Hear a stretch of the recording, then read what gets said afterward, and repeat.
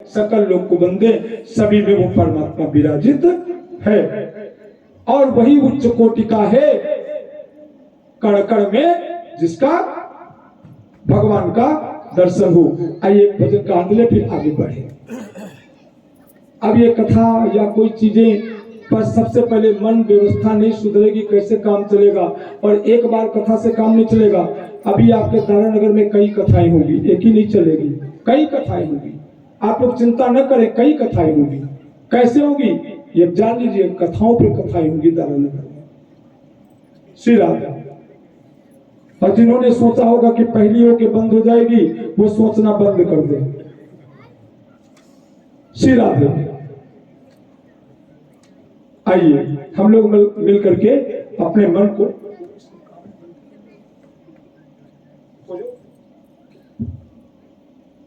आइए अब इस मन को सुधारो। जब मन सुधर गया काम चल गया, और जब तक मन नहीं सुधरेगा काम नहीं चलेगा, इसलिए मन को सुधारो।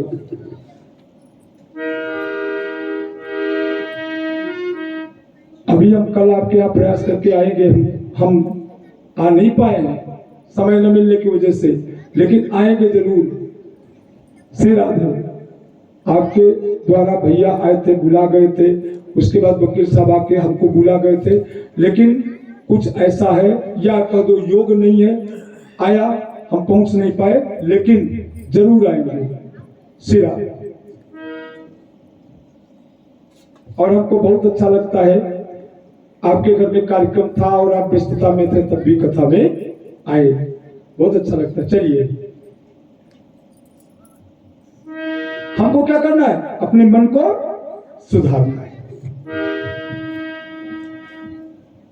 तो मन को सुधारने के लिए क्या करें, मन को भगवान की भक्ति में लगाओ। आज क्या स्थिति हो गई है, कंट्रोलिंग सिस्टम सब गड़बड़ हो गया। हमें क्या करना है, घर को अच्छा करने के लिए हमेशा अपने को सुधारें, घर सुधरेगा। तो मन को आइए हम लोग सुधारें, भगवान से प्रार्थना करें। मन की तरंग मार लो, मन की तरंग मार लो, बस हो गया भजन, बस हो गया भजन। मन की तरंग मार लो, बस हो गया भजन। मन की तरंग मार लो, बस हो गया भजन। मन की तरंग मार लो, बस हो गया भजन। आदत बुरी सुधार लो, बस हो गया भजन। आदत बुरी सुधार लो, बस हो गया भजन। आए हो तुम कहाँ से और जा रहे कहाँ, आए हो तुम कहाँ से और जा रहे कहाँ। आए हो तुम कहाँ से और जा रहे कहाँ। आए हो तुम कहाँ से और जा रहे कहाँ। मन से सही विचार लो, बस हो गया भजन। मन से सही विचार लो, बस हो गया भजन। मन की तरंग मार लो, बस हो गया भजन। मन की तरंग मार लो, बस हो गया भजन। कोई तुम्हें बुरा कहे सुन कर करो क्षमा, कोई तुम्हें बुरा कहे सुन कर करो क्षमा। वाणी के स्वर सुधार लो, वाणी के स्वर सुधार लो, बस हो गया भजन। वाणी के स्वर संभाल लो, बस हो गया भजन। मन की तरंग मार लो, बस हो गया भजन। मन की तरंग बस हो गया भजन। नेकी सभी के साथ में बन जाए तो करो। ओ नेकी सभी के साथ में बन जाए तो करो।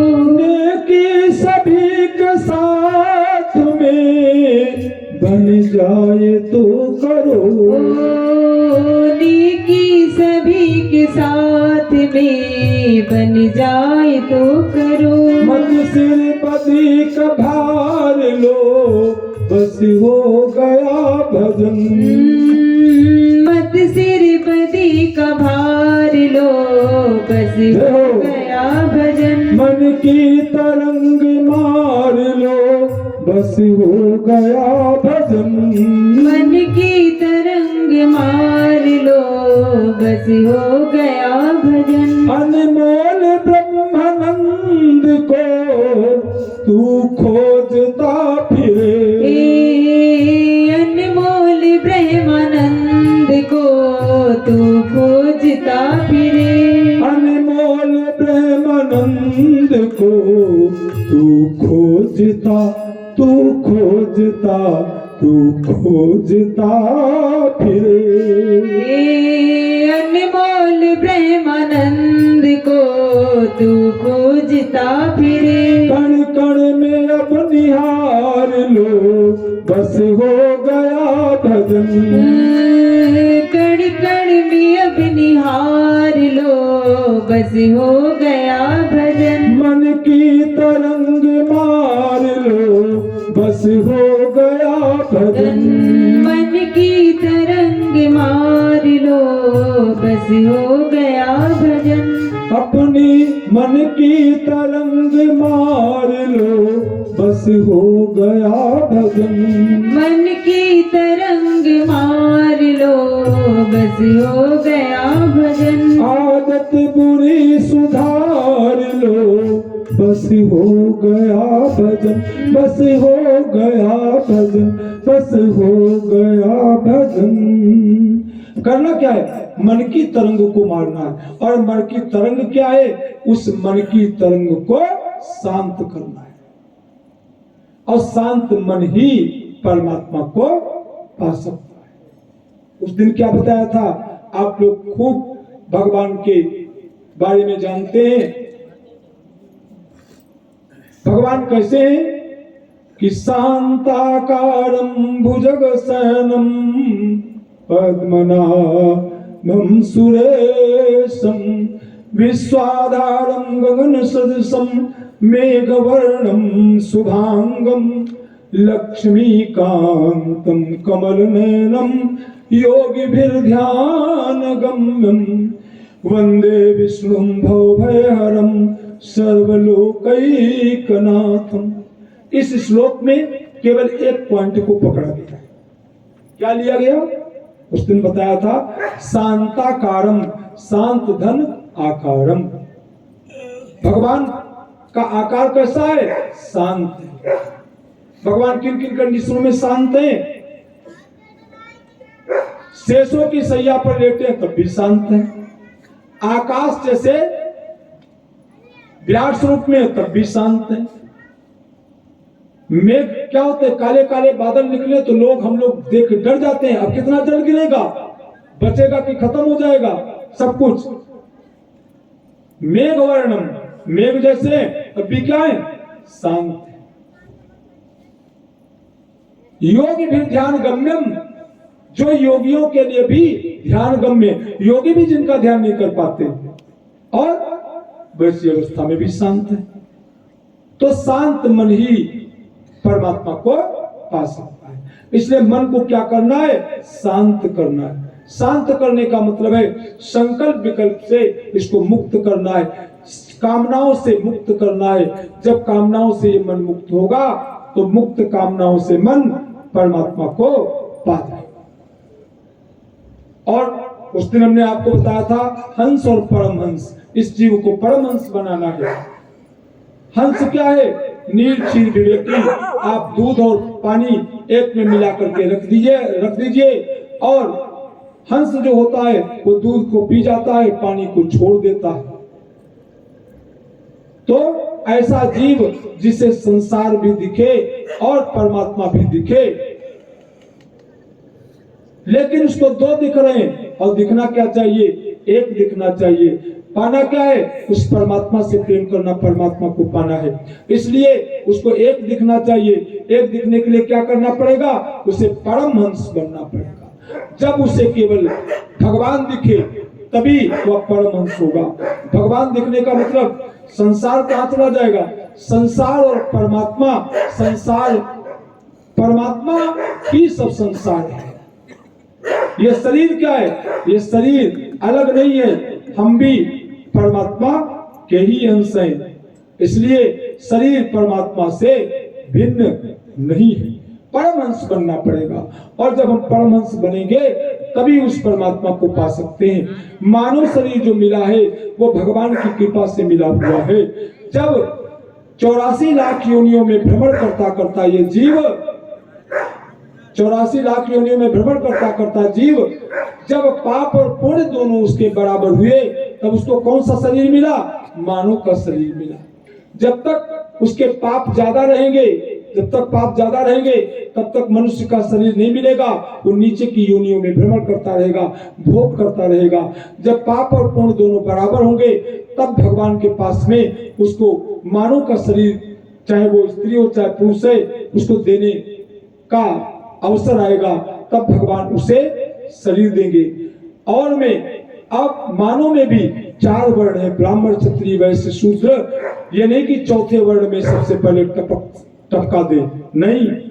सबसे पहले पाप पुण्य बराबर होंगे तो निचले वर्ण में मनुष्य शरीर मिलेगा। जो ही धीरे धीरे पुण्य बढ़ते जाएंगे, पुण्य बढ़ेंगे तो पाप जब कम होंगे तभी तो पुण्य बढ़ेंगे। बढ़ते बढ़ते धीरे धीरे बढ़ करके आप वहां पहुंचोगे, तब आपको चतुर्थ वर्ण में तब उपदेश करने का अधिकार होगा। और आज हम कह दें अपने मन से बोलने लगेंगे, अधिकार ही नहीं है, शास्त्र के सब विरुद्ध चल रहे हैं। कान फुकवाते लोग जो घूम रहे हैं, नाच देख रहे हैं, लोगों का काम क्या हो गया? लोगों का काम ये समझ में आया कि सबसे बढ़िया बिजनेस है तो कथाबाजी का सबसे अच्छा बिजनेस है, चाहे जितना पैसा उससे निकाल लो। लेकिन यदि खतरनाक कोई चीज है तो सबसे ज्यादा खतरनाक यही पीठ है, इसके अलावा कोई दूसरी पीठ नहीं है। कैसे पीठ खतरनाक है? बस का ड्राइवर बन जाओ और बस में 80 सवारी बैठी हैं और ले जाकर के बस को किसमें? नदी में झोंक दो और तुम कूद के निकल जाओ। बच्चा जिस दिन यहां से जाओगे, वो 80 की सवारी जितने दिन उनका समय था उतना लेकर के, उतना प्रारब्ध तुमको नरक में उतने दिन रहना पड़ेगा। अभी व्यासपीठ मिल गई और बैठने के अधिकारी नहीं हो तो जितने ये बंदे बैठे हैं सबका जो है गलत तुमने उपदेश कर दिया तो निश्चित ही सबका पाप लेकर के नरक में पड़ोगे। हाँ, ये तुमने अच्छा उपदेश कर दिया तो सबका पुण्य आपको मिलेगा। इसीलिए सबका पुण्य कथा व्यास को मिलता है, इसलिए उसकी पीठ बढ़ती चली जाती। उदासीन, उदासीन क्या कहते हैं? उद माने ऊपर, आसीन माने बैठा हुआ। जितने उदासीन आश्रम हैं, लिखा है केवल उदासीन आश्रम। पूछो जाके ये क्या लिखा है, नहीं जानते। और उदासीन यदि कोई मठाधीश हो गया, सबसे खतरनाक है, सबसे ज्यादा व्यवस्था वही गड़बड़ है। पैर छूने वाला नहीं है, बोलो राधे राधे। सन्यासी बन गया और सन्यासी के गुण एक भी नहीं है, दंड लिए दौड़ रहा है, वो सन्यासी नहीं है। चाहे उसको तुम समाधि दे दो, वो समाधि तो नहीं होगा, उससे अच्छा गृहस्थ है कि 13 दिन का उसका कर्म कांड तो हो रहा है, इसलिए वो मुक्त होगा। सन्यासी कभी मुक्त नहीं होगा। मुक्त क्या होगा? कपड़ों से, दंड से मुक्त नहीं होगा। और जब वो स्वयं में सन्यासी होगा तब मुक्त होना नहीं तो मुक्त है ही। इसलिए मन को हमें क्या करना है? मुक्त करना है। सबसे ज्यादा श्रीमद् भागवत में कथा सुनने का काम है, सन्यासी को सुनना चाहिए। सबसे आगे सन्यासी को बैठना चाहिए। एक जगह में गया, हमने कहा देवकली, दूसरे जगह बात क्या बता दे, देवकली में कथा होनी थी और देवकली में एक लोगों ने कहा कि सन्यासी है भाई, हमने कहा हम चाहते हैं कि यहाँ पे कथा हो जाए और उस कथा में आप बैठे। तो सन्यासियों के लिए तो कथा ही नहीं है, भागवत सन्यासियों के लिए नहीं है। हमने कहा राधे राधे, बस चलो, स्वयं भाग पड़ी कहा चक्कर में पड़ी, है ना, है ना। सबसे आगे बैठने का फिल्टर करके सबसे आगे बढ़ते बढ़ते बढ़ते बच्चों का स्थान भागवत में सबसे पीछे बताया गया है। स्त्रियों का स्थान कथा व्यास के वाम भाग में बताया गया है, वाम भाग में। इस देखिए व्यासपीठ के, कथा व्यास के, ये लोग वाम भाग में, और सामने से दक्षिण काल में। कैसे? पूर्ण काले तू दक्षिणे, पूर्ण के समय में स्त्रियों का भाग किसमें होता है? दक्षिण भाग में। मार्गे अग्रतो निसरेश, रास्ते में पत्नी को हमेशा आगे रखना चाहिए, ये शास्त्र का नियम है, ज्योतिष का नियम है। और रामचरितमानस को देखोगे, रामचरितमानस में क्या? सिया चढ़ाए चढ़े रघुराई, सबसे पहले सीता जी को नौका पे बिठाया फिर चढ़े। आप तो गद्द से कूट के बस में बैठ लिए और पत्नी बैठ नहीं पाई, आप चले गए। बोलो राधे राधे, है ना। आपको अधिकार मिला है और पत्नी पीछे रह गई। स्त्री कभी भी स्वतंत्र नहीं है। कैसे? ये गवर्नमेंट चाहे जितना इसको स्वतंत्र करे, स्त्री स्वतंत्र नहीं है। 3 सिस्टम है। जब तक शादी नहीं होती है उसका अधिकार उस पर पिता का है। ये लड़कियां जान लें बहुत प्रेम से, आप पर अधिकार किसका है? पिता का। यदि आपके साथ में किसी प्रकार की घटना दुर्घटना होगी उसका पाप कौन भोगेगा? पिता भोगेगा। इसलिए पिता बहुत ध्यान दे करके चले, अपनी लड़कियों को पाप से बचने के लिए कंट्रोल में रखें, ये शास्त्र का नियम है। दूसरे, शादी हो जाने के बाद, शादी हो जाने के बाद जब तक पति कमजोर न हो जाए, कमजोर माने तब तक उस पर अधिकार किसका है?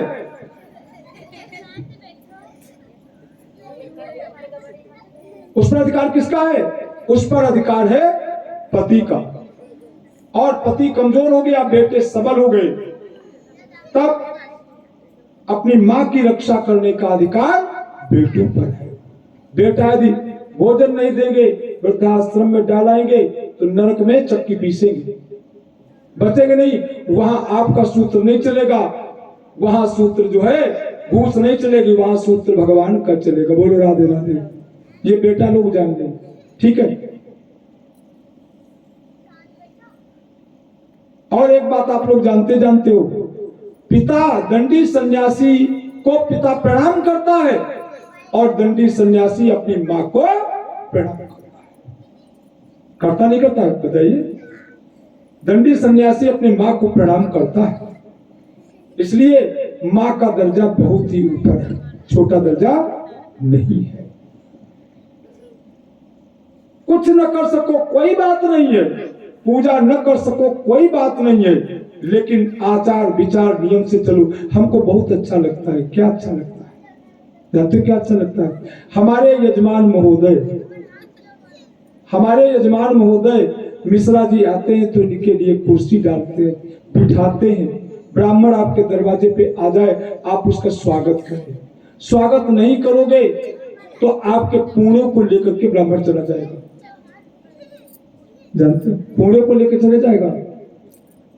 आपके घर में गुरुजी आवे, भोजन करे, गुरुजी माने ब्राह्मण आवे, भोजन करे, बिना दक्षिणा दिए यदि आपने भेज दिया तो आपके पुण्य चले गए। भोजन के बाद में दक्षिणा, भोजन है यज्ञ, और यज्ञ की पत्नी का नाम क्या है? यज्ञ पुरुष भगवान की, यज्ञ की पत्नी का नाम क्या है? दक्षिणा। इसलिए यज्ञ के बाद दक्षिणा। इसलिए यज्ञ, आपने भोजन कराया ब्राह्मण को तो क्या किया? यज्ञ किया, यज्ञ में तो बना, और दक्षिणा दे दिया तो यज्ञ पूरा हो गया। और दक्षिणा देने में क्या है? जब आप, आज की स्थिति गड़बड़ है, जब आप ब्राह्मण को दक्षिणा दें तो 1 रुपया लगा के दें, 1 रुपया लगा के दें। 1 रुपये का महत्व नहीं है, वो उसके पद का महत्व है। और जब नाई को दें, अपने साले को दें, अपने से नीचे को दें, तो पूरा दे 1 रुपया न लगावे। अब जानते नहीं है तो नाव को 11 रुपया बोलो, राधे राधे पंडित जी को 11 रुपया। और कभी भी भूल करके न्योछावर आचार्य को कभी भी न दे। वो चाहे 100 हो, चाहे 200 हो, चाहे 500 हो, चाहे 1000 हो, चाहे करोड़ हो, न्योछावर लेने का अधिकार आचार्य का नहीं है। अब जैसे आए, यहां पर भी वो गलती हो रही है। क्या गलती हो रही है? नोटे उठा ले। सुनो, आए देखो ये क्या हो गया, चढ़ा उतर गया। न्योछावर क्या होती है? चढ़ती है उतर जाती है, वो भगवान को नहीं मिली। अच्छा, एक न मानो आपके जीजा जी आवे, और जब जीजा जी आवे तो ऐसे नोट लो और नोट ले करके जीजा जी के ऊपर ऐसे घुमाओ और उनकी जेब में डाल दो। देख लो दशा, है ना? दशा देख लो। इसलिए कभी भी भूल करके भगवान को, प्रजा को, जो प्रजा है उसको दे दी जाती है न्योछावर। आचार्य को, पंडित जी को न्योछावर नहीं। ये हमेशा कुछ जान के जानिए तब काम चलेगा। आज हम लोग सनातन धर्म से दूर होते चले जा रहे हैं। सनातन धर्म के जितने भी धर्म लोग चला रहे हैं, ये जानते हो क्या है? वो सब सनातन धर्म के बिगड़ेल बच्चे हैं। बिगड़े 2 प्रकार बच्चे होते हैं, एक अच्छे बच्चे होते हैं, बिगड़ेल बच्चे होते हैं। बिगड़े हुए तो क्या करते? बिगड़े बच्चे घर को ही खत्म करने की कोशिश करते हैं और घर कभी खत्म नहीं होगा। हमेशा देखिए, कोई भी धर्म चले, कोई भी व्यवस्था चले, वो क्या करते हैं? कोई लाके बतावे कि हमने ये व्यवस्था चलाई और हम सनातन धर्म की चोरी नहीं करेंगे। जितने भी उपदेश चल रहे हैं, जितनी भी व्यवस्थाएं चल रही है, सब का सब सनातन धर्म की चोरी है कि नहीं है? रामचरितमानस की चौपाई बोल दिया आपने तो चोरी कहां की है? पंथ कोई भी चलाओ। श्लोक बोल दिया, पंथ कहीं भी चलाओ, है तो सब सनातन धर्म का ही। इसलिए इतना छोटा सा ग्रंथ श्रीमद् भागवत, और उसमें आज तक पुराणों का तिलक व्यास जी ने सबसे अंतिम में लिखा और सब कुछ लिख दिया। किसी पुराण, किसी वेद, किसी उपनिषद को पढ़ने की जरूरत नहीं। एक साधारण सी भागवत सुन लो, सुनने के बाद में लग गई तो लग गई। और हमको इतने बार सुनाते हो गया, इतने बार पढ़ते हो गया, केवल सुनाना और पढ़ना हमारे पास कोई दूसरा काम नहीं है। घर में रहेंगे तो पढ़ेंगे और सुनाना है तो सुनाएंगे, कोई दूसरा काम नहीं है। पढ़ने में क्या, उस परमात्मा की कृपा के बारे में बताते हैं। उसका आदेश हो गया पढ़ो, घर में पढ़ने लगे। उसका आदेश हो गया चलो बहुत पढ़ लिया, कथा सुनाओ, सुनाने लगे।